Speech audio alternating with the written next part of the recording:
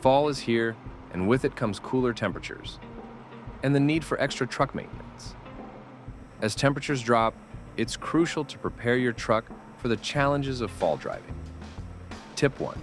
Inspect your tires. Ensure they're properly inflated and have adequate tread. Slippery roads can be a danger with fallen leaves and rain. Tip 2. Check your lights. With shorter days, visibility is key. Make sure all lights are working to keep you and others safe on the road. Tip 3. Don't forget about your fluids. Check oil, coolant, and windshield wiper fluid levels to ensure smooth operation. Tip 4. Inspect wipers and defrosters. Clear visibility is essential, especially with rain and frost in the forecast. Tip 5. Stock your emergency kit. Be prepared for anything. Include flares, blankets, and first aid supplies.